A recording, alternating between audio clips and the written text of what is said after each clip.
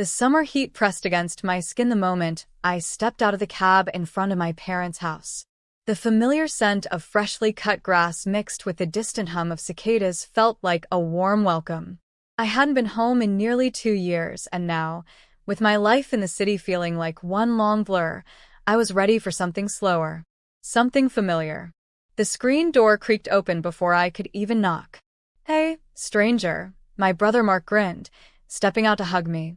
His embrace was warm, grounding me immediately. "Missed you too," I laughed, patting his back. As I pulled away, I caught sight of someone standing just behind him in the doorway, leaning casually against the frame. My heart stuttered. Alex, Mark's best friend.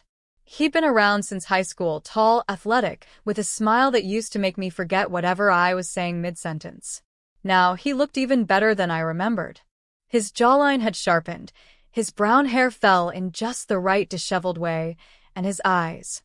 God, those deep green eyes still had the same mix of mischief and mystery. "Long time no see. Trouble," he said, his voice low and teasing. I managed a smile, even as my pulse spiked. "Hey, Alex." He stepped forward to grab my bag before I could protest, his hand brushing against mine for a fraction of a second. That tiny touch sent a jolt straight through me, like my body recognized something my mind wasn't ready to admit. The afternoon unfolded with laughter and catching up, Mark telling stories over pizza, while Alex chimed in with sarcastic comments. I tried to focus on my brother, but my eyes kept drifting to Alex. The way his t-shirt clung to his shoulders, the curve of his smile when he caught me staring, it was too much. Later that night, after everyone had gone to bed, I padded down to the kitchen for a glass of water. The house was quiet, shadows stretching across the floor. When I rounded the corner, Alex was there, leaning against the counter with a beer in his hand. "Couldn't sleep?" he asked, his voice softer now. "Just thirsty," I said, reaching for a glass. He didn't move aside right away, making me brush past him to get to the sink. My skin tingled where my arm grazed his chest. "You've changed," he said quietly, his gaze fixed on me. "In a good way?" I tried to sound casual, but my voice betrayed me. "In every way," he murmured. I turned toward him, the space between us narrowing. His eyes dropped to my lips for just a second before he looked away, running a hand through his hair. "Your brother would kill me," he muttered, half to himself.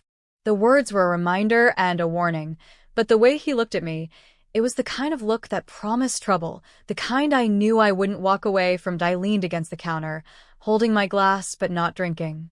The air between us felt thick, heavy, like the moment before a summer storm.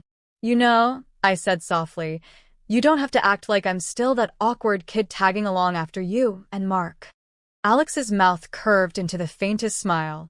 "Trust me, I don't see you that way anymore." My pulse jumped. The low rumble in his voice was dangerous. Dangerous, because I wanted to believe it.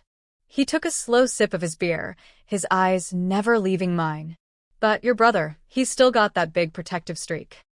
I tilted my head, meeting his gaze. "What he doesn't know won't hurt him." That got him. His jaw tightened, and he stepped just close enough that I could smell the faint mix of soap and something warm and masculine that was uniquely Alex. His hand rested on the counter beside me, caging me in without touching. "Careful," he murmured, his voice deep and low. "I'm not as noble as I should be." "Good," I whispered. Something in his eyes flickered, restraint fighting with want. His gaze dipped to my lips again, and this time, he didn't look away. I could feel the heat radiating from him, the steady rise and fall of his chest. He reached up, brushing a stray strand of hair behind my ear, his fingers grazing my cheek. My breath hitched, and his thumb lingered just long enough to make my knees feel unsteady. "You're playing with fire," he said, but there was no warning in his tone anymore, only promise. "Then burn me," I breathed. That was it. He closed the last inch between us, his lips brushing mine in a slow, deliberate tease before deepening the kiss.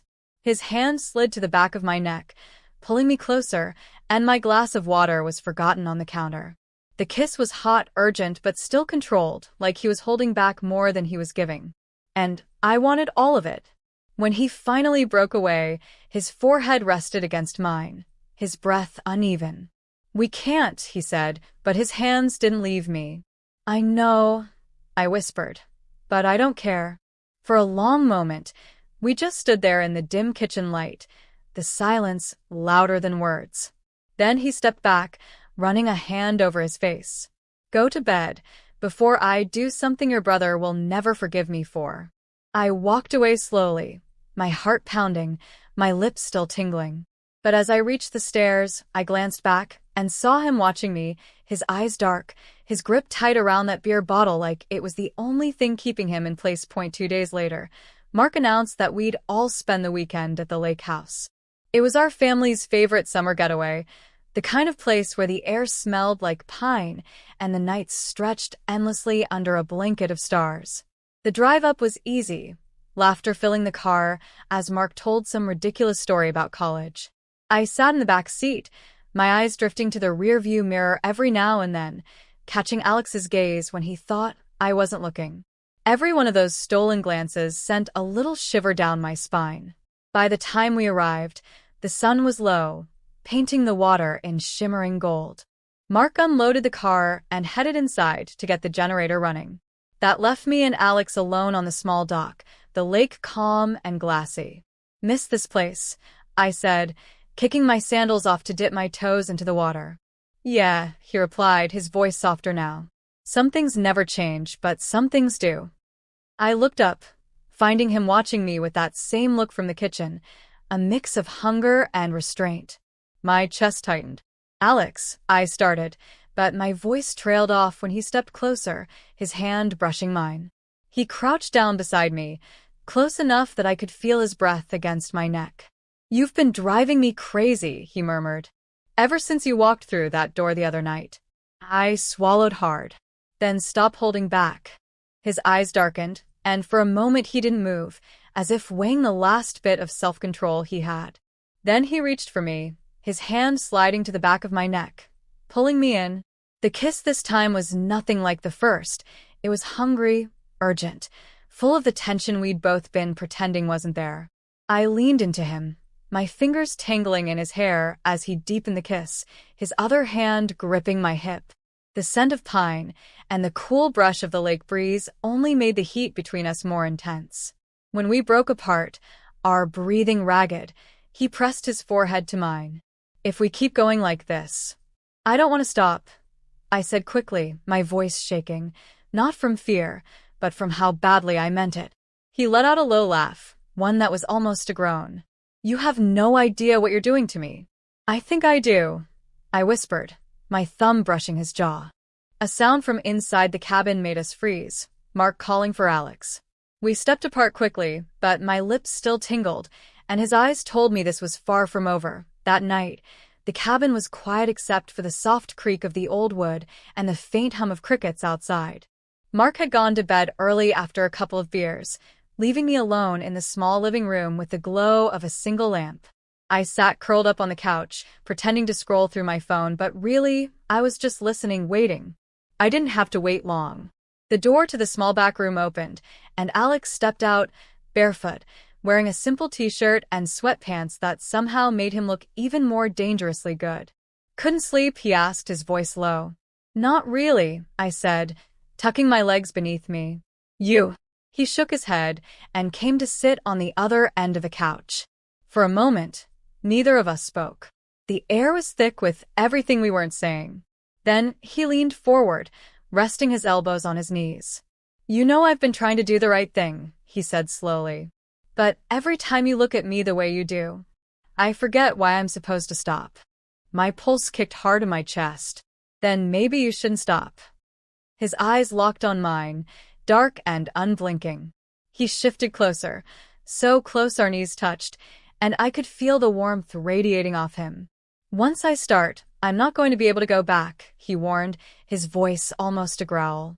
"I don't want you to go back," I whispered. That was all it took. He was on me in a heartbeat, his mouth crushing mine in a kiss that stole every bit of air from my lungs. His hand slid into my hair, pulling me closer, his body pressing against mine until I was pinned against the cushions. The kiss was fierce, desperate, and I matched it with every bit of longing I'd been holding inside. His fingers skimmed the side of my neck, trailing down my arm, over my waist, and I felt every single touch like fire. I let out a soft gasp when his lips left mine to trace a slow, heated path along my jaw, down the curve of my neck. His breath was warm, his stubble rough against my skin, making me shiver. "You taste exactly how I imagined," he murmured against my throat, his hand sliding under the hem of my shirt to rest on my bare hip. My fingers dug into his shoulders, pulling him even closer. "And how's that?" I asked, breathless. "Addictive," he growled, before claiming my mouth again. The world outside the couch didn't exist anymore. It was just him, his heat, his weight, his scent, and the way every kiss, every touch felt like something we'd both been aching for far too long. A sudden floorboard creaked upstairs. We froze, our breaths ragged, listening for movement. When it stayed quiet, Alex leaned in, his lips brushing mine again. "We're going to have to be careful," he whispered. I smiled faintly, still catching my breath. "Where's the fun in that?" Alex's eyes searched mine for a long, charged moment, like he was silently asking if I was sure. I didn't look away. I didn't need to. His hand slid from my hip to the small of my back, drawing me closer until my legs were draped across his lap. The slow drag of his fingertips along my thigh made my breath catch, and I felt the hard, steady thud of his heart through his chest. We kissed again, slower this time, but deeper, each movement deliberate, savoring. His thumb traced lazy circles against my skin, sending little shocks of heat spiraling through me. I could feel the restraint in the way he touched me, like he was keeping himself on a thin, fraying leash. "I've wanted this for so damn long," he murmured against my lips, his forehead resting on mine. "Me too," I admitted, my voice barely above a whisper. His smile was small, almost tender, but the hunger in his eyes never faded.